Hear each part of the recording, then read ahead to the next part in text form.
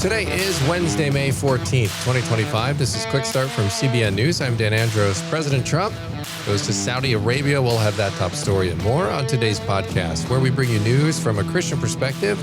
Don't forget to subscribe, leave a rating. You can email your thoughts, quickstartpodcast@cbn.org. Joining me today, CBN's Billy Hallowell and Trey Phillips.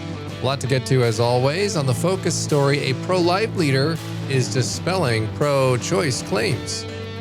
Yes, Andrea Trudden, she's the vice president of comms over at Heartbeat International. We had a chance to sit down with her and learn quite a bit about the debate. All right, details on that coming up in just a minute on the focus story. On the main thing, CBN's Gary Lane takes a look at how China is ramping up their efforts to persecute Christian missionaries. That's coming up on the main thing. Don't forget to subscribe to all of our CBN News podcasts, including our latest, Heaven Meets Earth, hosted by CBN's Abigail Robertson. Make sure you're checking that out. All right, with that, we are going to head to the news in 90 seconds. With President Trump now visiting the Middle East, renewed attention is on the Abraham Accords and whether Saudi Arabia may soon join. Despite fears the October 7th Hamas attack would fracture Arab-Israeli ties, the opposite has happened. UAE and other Gulf nations not only defended Israel during Iranian missile attacks, they publicly admitted it, something rare in the region. Israel says the Middle East is clearly divided between nations seeking peace and those fueling jihad, and that the accords, Trump's 2020 diplomatic achievement, are holding firm with potential to expand further. And a dramatic attempted kidnapping in central Paris was caught on video this week, showing the daughter of a cryptocurrency CEO and her 2-year-old daughter being attacked by a knife-wielding man. The assailants tried to force the woman into a van, but were driven off by a brave passerby who threw a fire extinguisher at them. And Josh Boyce, the president of G3 Ministries and pastor at Praise Mill Baptist Church in Georgia, has resigned after confessing to running anonymous social media and email accounts used to slander fellow Christian leaders, including some who'd spoken at his conferences. Those are just some of today's top headlines. You can check out more stories over at cbnnews.com. And this was, it's sad to see, brothers and sisters in Christ here infighting, but interesting scenario going on that people are creating these kind of rogue accounts on social media and using it to say criticisms that they otherwise wouldn't say. So I haven't looked at all of the exact criticisms and all of these shadow accounts that were out there, so I'm not up to speed on that, but I do want to get your guys' opinion on what do you think about creating these accounts and using them to sort of levy criticisms that maybe you just won't do in your own name. Is that something that as Christians we should be doing? Is there any value to that? Or is this kind of something that is completely out of bounds here? And if you're going to say something, just say it from your own name. Yeah, I mean, it feels a little cowardly. Because there's a constructive way, unless you're sounding the alarm on something illegal or illicit or problematic where you're fearful of some real reason. If you simply want to critique somebody and you don't have the gumption to just say it or put your name on it, then maybe you shouldn't be saying it. Yeah, I don't think there's really any good defense of this whatsoever, because even if it was a situation, Billy, like you were saying, something illegal going on, some sort of abuse of power, I don't think necessarily sounding off on Twitter is the first place you should go, right? You should be going to some sort of authority, in your church, and certainly if it's a legal issue, then, to legal authorities. So yeah, I don't think there's any real good defense of this. It sounds like another famous pastor from years ago who did this in message boards with anonymous accounts and would make bullying comments to churchgoers. So yeah, I just don't think there's any real good excuse for behavior like this, even if the criticisms he was making were valid. Like you said, Dan, if it's a valid criticism that you believe in, put your name on it. Yeah. And I also just don't, I guess I do get it because, I think I've probably responded at times on social media when I probably shouldn't have. So I do understand the urge, but when you step back and think about just what value comes from spouting these things on social media, if you got an issue with somebody, just go directly to that person seems like the easiest thing. The old rules, if you follow them, it'll go a lot better. And so many people, by the way, you think about how many people have lost their jobs, not just Josh, but people in general just losing their jobs because they're saying emo tweeting things. It's so unnecessary. If you just weren't on Twitter, you'd still have a job. It's crazy. But people cannot resist. It's the temptation sometimes is too great. Yeah, well, I think it also raises important questions about, the passage in Matthew about how we approach a brother and sister if we have an issue with them. Social media complicates all of that. And I think having anonymous accounts, though, probably doesn't fit in with the biblical paradigm of how to address these things. Yeah, exactly. So, all right, well, we're going to head over to the focus story now. And Andrea Trudden, the Vice President of Communications and Marketing at Heartbeat International, is dispelling some pro-choice claims that are out there right now. What's the story here? Yeah, this is interesting because we had her on at the National Religious Broadcasters Convention, and she really was focused very much so on the fact that Heartbeat International is obviously this big network. I think it's the biggest network of crisis pregnancy centers around the world. And she said that pregnancy health organizations have been around for more than 50 years and that they provide care and resources to pregnant women who might be in difficult situations and they need support. But one of the things that we've noticed over the years, and she obviously is well aware of this, is that a lot of people simply don't like these pregnancy care centers because they don't provide abortion, right? So because they don't give abortions and they try to save unborn babies' lives, these organizations often fall victim to attack. Critics will claim that these pro-life centers aren't actually medical clinics, those sorts of things. And so she pushed back on a lot of this, and in particular, that claim about the medical clinics. She said the reality is 80% of our affiliates, which they have 2,200 in America and 3,700 of these organizations around the world, 80% of them they're essentially medical clinics. They have a medical director who oversees them. She said the claim that you'll hear a lot quite often is that they are fake clinics, where the reality is actually quite the opposite. She said some of the non-medical centers in the other 20% that don't fall into the 80, that they provide parenting classes and material aid to women, among other services. So that was just one part of what she was looking to sort of debunk there. How did the Dobbs decision impact these pro-life clinics?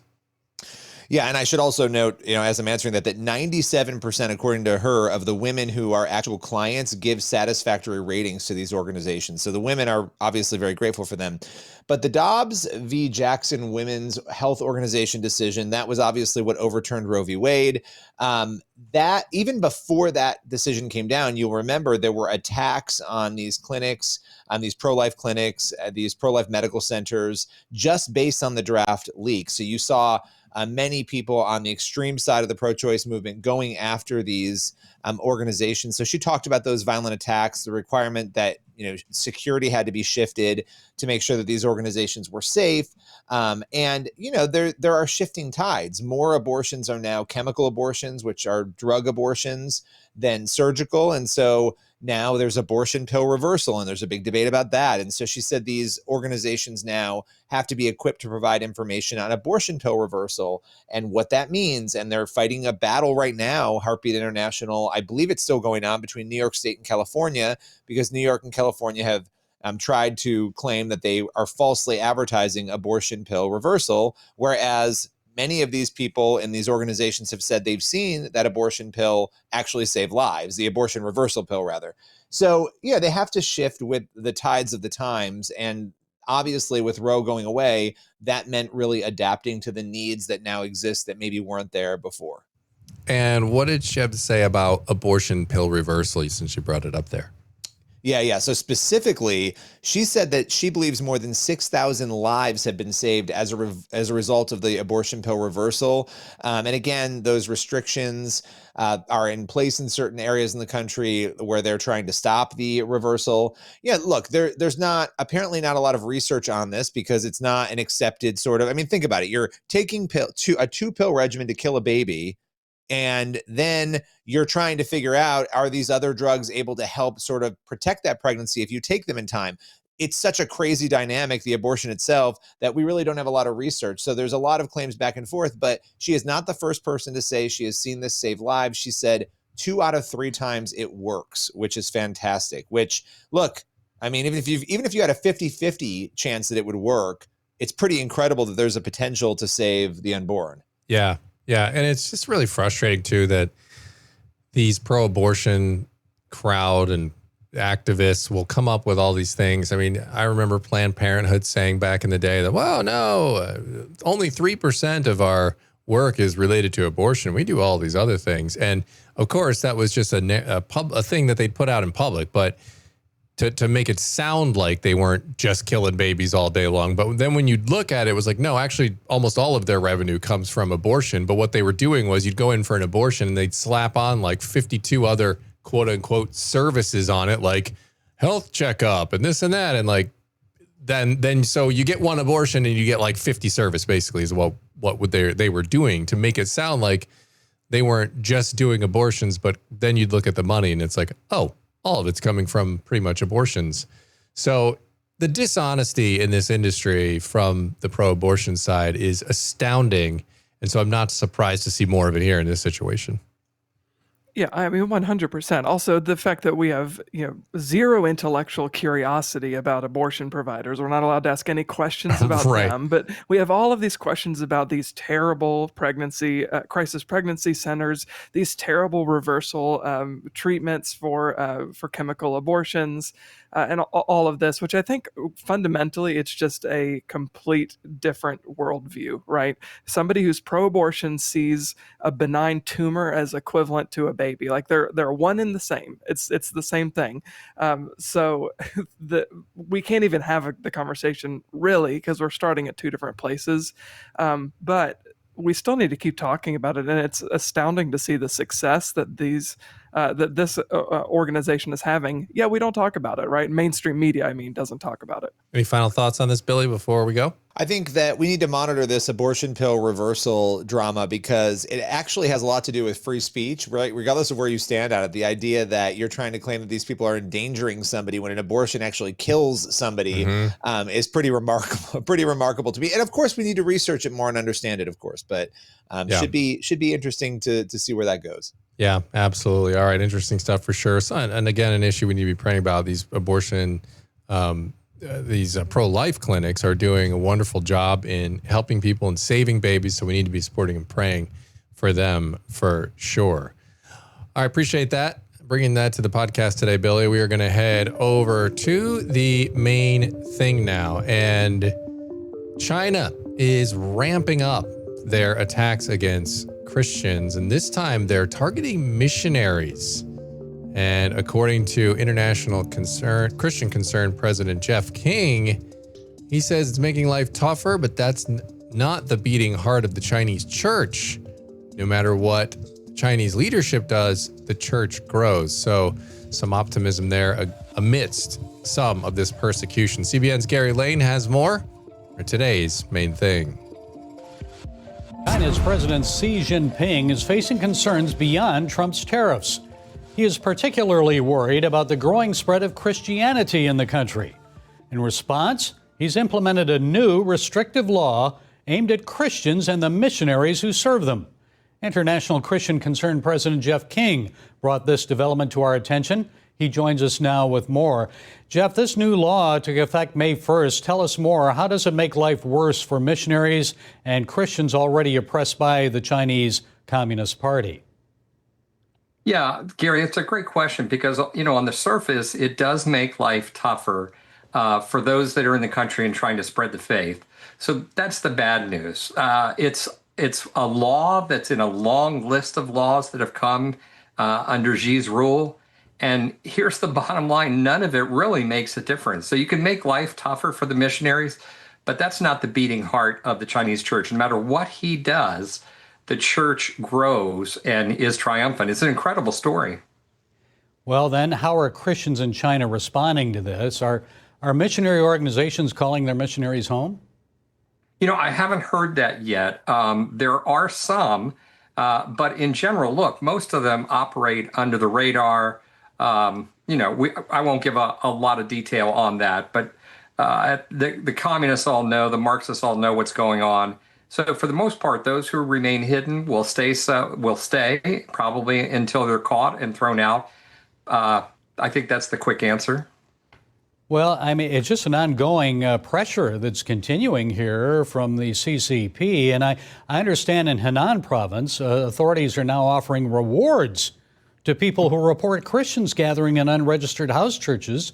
They've always encouraged neighbors to snitch on underground churches and notify police when they witness Christians evangelizing on the street. But this seems a bit different now. Tell us more about that. Yeah, well, that is the case. And it definitely is an increase in pressure, an increase in paranoia. And it's part of how communism honestly destroys cultures. This goes back to the Soviet Union. And, when you think about a whole populace that's spying on each other, and it creates paranoia, et cetera. Look, in the end, the church grows best when it's growing in the dark. When the chains are applied, that's what makes the church grow. So that is happening, the greater surveillance. There will be greater surveillance, but the Christians have a long history of dealing with chains and oppression. And again, nothing stops them. It's such a great story. Well, it seems like the communists misunderstand, the officials misunderstand that you shut down a building. They think they're shutting down the church, or you stop a missionary or so. But as you had mentioned, it just grows. I remember Samuel Lamb told me how the church grew when he was imprisoned, and just continued to grow. And then he looked at me and he smiled and said, "Persecution's good for church."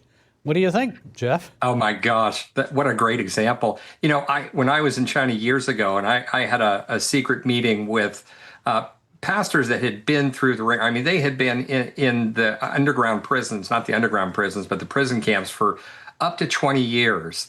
And I said, "What's your biggest worry?" And they said, "Our biggest worry," and they were in a time of lessened restrictions. They said, "Our biggest worry is that the pastors under us, the ones we're mentoring, are not being attacked. They're not being hunted down and tortured and killed like we were." So that echoes what Pastor Lamb was saying, and it's just the truth. I can never understand, the Marxist leaders, how they don't get this. The more you press down, the more the church spreads. And the official government, the three self-patriotic churches, are involved in the Sinicization of Christianity. It really is disguised as a government effort to advance unity in Chinese society, but it seems like its true goal is to eradicate the Christian faith in the country. So what do you think about that, what they're doing? Oh, absolutely. What a great point. That's absolutely true. And for those who don't know, there's an official Chinese church. So the Marxist officials are always pressing the underground church to move into the open three-self church. But as you said, this is it's a vehicle for control. And you have to look at Xi as a leader like Mao. So he's created this massive cult of personality. So if you go into one of these churches, you have his picture displayed, his thoughts in a book are spread around. It's a bit craziness. And the underground church stays away from this. And they're like, "You can lock me up. You can put us all in prison and torture us." We're not doing that. The church will remain free. Well, despite this negative news, it seems the Chinese church has an opportunity to win more people to the faith as Trump's 145% tariffs kick in. Factories are closing, Chinese workers are losing their jobs. So what about that opportunity? What do you think? Oh my gosh, Gary, it's unbelievable. I think the masses don't know the extreme amount of tension that China is under right now. And it's really Xi and the Marxists are under. And we're getting near what could possibly be a tipping point for the Marxist state. The masses are fed up. They are marching in the streets, especially the students. Huge rallies going on calling for democracy. But when there is that pressure, when there is that pain, that's when people feel the need. So they're looking to democracy, which would be a wonderful thing. But what they really need is faith. And that, as you said, is an open door for the believers to spread the faith. Okay, a time to be praying. Jeff King, International Christian Concern President. Thank you, Jeff, for keeping us informed on developments in China. God bless you.